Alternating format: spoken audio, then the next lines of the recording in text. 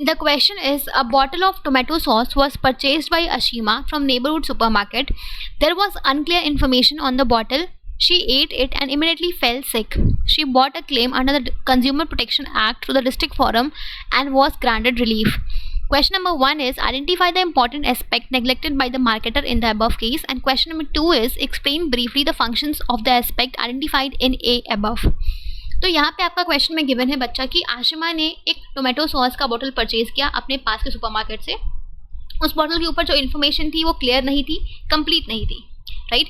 जब आशिमा ने वो बॉटल ऑफ सॉस को कंज्यूम किया, देन उसको कंज्यूम करते ही वो बीमार पड़ गई और उसने अपने इस क्लेम को कंज्यूमर प्रोटेक्शन एक्ट के अंदर डिस्ट्रिक्ट फोरम में फाइल किया and then there she was granted relief, right.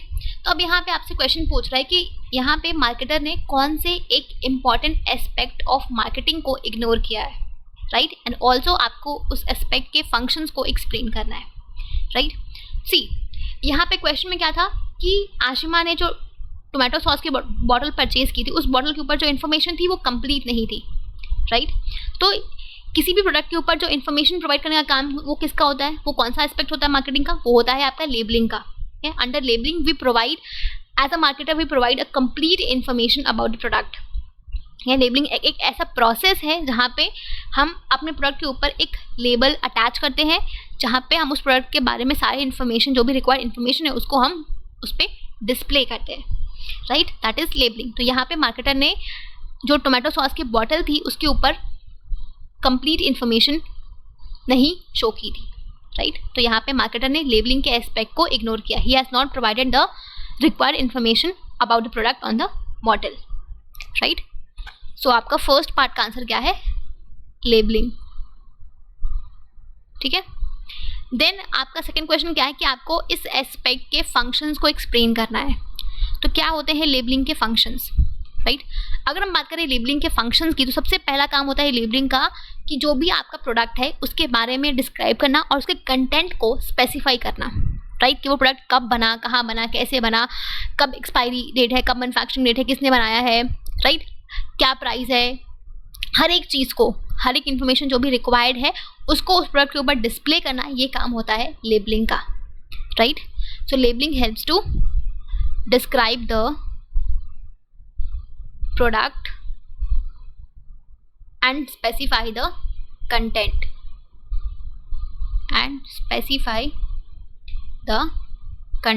ठीक है. कि प्रोडक्ट क्या है, कैसे है, कब बना, एक्सपायरी डेट, हर एक इन्फॉर्मेशन को उसके ऊपर डिस्प्ले करना, ये that is a function of labelling, ठीक है. अगर हम बात करें सेकेंड फंक्शन की, तो सेकेंड फंक्शन क्या होता है, second function is that it helps to identify the product or a brand. अब लेट्स से कि आप किसी शॉप पे गए, ठीक है, आपको एक बिस्किट के पैकेट परचेज करनी है, राइट. तो आपको अब एक शॉप पे बहुत सारे वैराइटीज ऑफ बिस्किट्स होते हैं, तो आपको कौन सी परचेज करनी है, ये चीज़ आप कैसे पहचानोगे, with the help of labelling. जब आपको पता है कि आप आओगे, देखोगे कि हाँ ये सपोज कि उस बिस्किट पर लिखा है ओरियो, राइट. तो आपको ओरियो बिस्किट परचेज करनी है, तो जिस बिस्किट पे ओरियो लिखा होगा आप उस बिस्किट को परचेज उठा लोगे, राइट. आपने आइडेंटिफाई किया कि हाँ ये वही बिस्किट है जो आपको परचेज करनी है. तो आपने कैसे आइडेंटिफाई किया, जब उस प्रोडक्ट के ऊपर लेबल लगा हो तो ओरियो का, राइट. तो यहाँ पे कहीं ना कहीं ये जो आपका लेबलिंग है ये हेल्प करता है आपको अपने प्रोडक्ट जो आपको परचेज करनी है उसको आइडेंटिफाई करने में और उसको परचेज करने में, right. So it is also a function of labelling, ठीक है. अगर हम बात करें थर्ड फंक्शन की, तो थर्ड फंक्शन क्या है लेबलिंग का, third function is of labelling is to help in the promotion of product, to help in the promotion of product.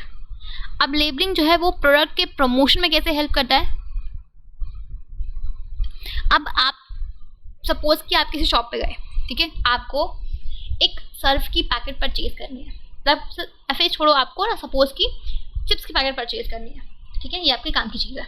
तो आपको चिप्स की पैकेट परचेज करनी, तो आपने कहा कि भाई उस शॉप पे अलग अलग वैराइटीज़ ऑफ प्रोडक्ट्स रखे हुए हैं, चिप्स के अलग अलग ब्रांड्स है, लेज है, अंकल चिप्स है, बिकाजी है, बिकानो है, अलग अलग वैराइटीज़ के चिप्स रखे हुए हैं, ठीक है.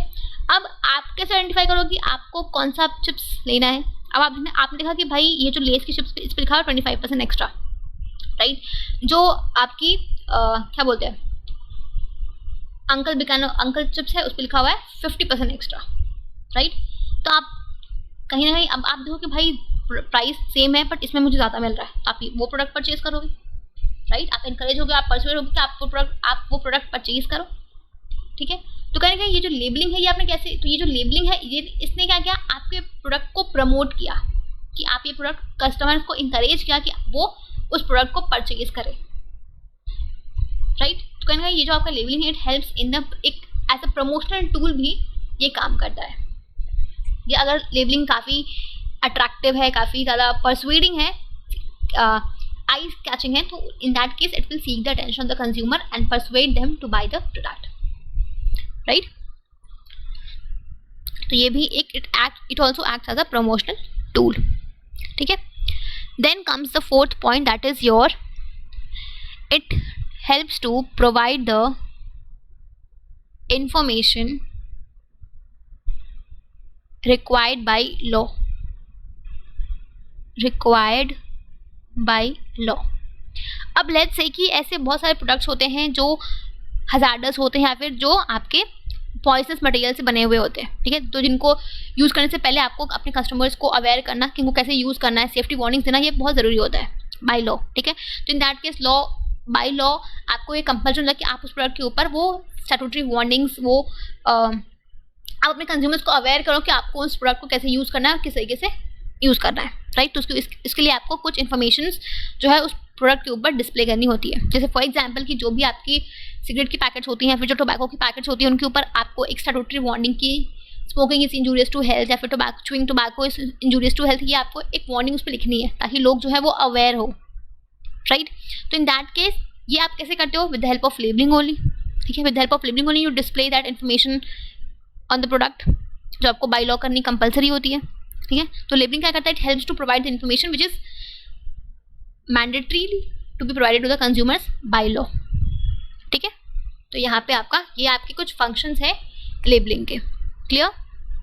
सो आई होप कि आपको ये पूरा केस स्टडी समझ आ गया है। यहाँ पे आपको इस एस्पेक्ट को आइडेंटिफाई करके इनके फंक्शंस को ब्रीफली एक्सप्लेन करना है, ठीक है।